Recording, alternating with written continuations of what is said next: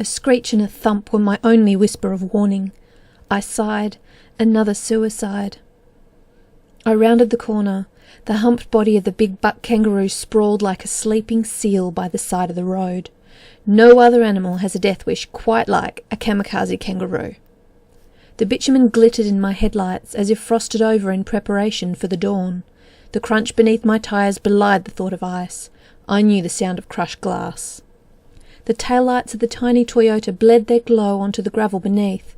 The tree toppled between those two red eyes had folded the roof into a pair of ominous knitted eyebrows. I slowed to a stop in the gravel behind it, hoping my help wouldn't be necessary. I left my headlights on to illuminate the wrecked hatchback. "Hello?" I called. The answering groan was deep and came from the car. I peered through the back window, but the inflated airbags inside made it hard to see. I approached the driver's door. "Are you okay?" I asked, knowing the answer already as I surveyed the damage done by both the kangaroo and the tree the driver had blindly swerved into. "No," whimpered a female voice. I can't get out." Her door had popped partly open, so it wasn't difficult to pull on the handle to widen the gap. The airbag sprouting from her steering wheel pinned her to her seat. Under the weight of the fallen tree, both the roof and the console tightened into a cage around the airbag, making her car a padded cell in which she started to panic. She struggled to twist out of her seat, but she couldn't. I waited a moment before asking, "Can you undo your seatbelt, or is it stuck?" She looked at me in wonder for a few moments before she began fumbling for the seatbelt buckle. I clearly heard the click that released her, before her scream shattered the air. When she ran out of breath, she panted for a moment before she spoke. "I'm sorry," she said hoarsely. I gritted my teeth into a smile. "Nothing to be sorry about. Let's get you out of there." I helped her out of the driver's seat and onto her shaky legs. Only as she straightened beside me did I see the swollen belly that the airbag had hidden. I had barely a second to recognize her pregnancy before another contraction seized her. My arms were strong enough to support her, but her scream was longer this time.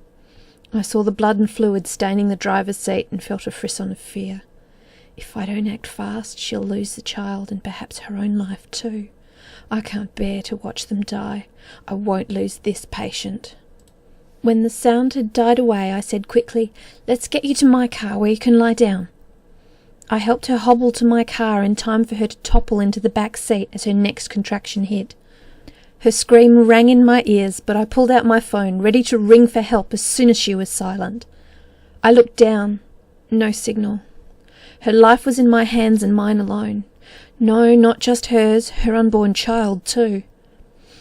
So be it. "I'm sorry," she whimpered, "but I think I'm having my baby too." For the first time, I smiled properly. "Then you're in luck. I'm Belinda, one of Albany Regional Hospital's best midwives, and I'm on my way to work. I guess I'm starting early today with you as my first patient. What's your name?" "Miranda," she groaned over the next contraction. A gout of blood soaked the seat beneath her. "I'll buckle you up and then we'd best get going," I said brightly, hoping there were no police up yet to catch me speeding. If I didn't get her to hospital soon, Miranda might bleed to death. Not on my shift, she won't.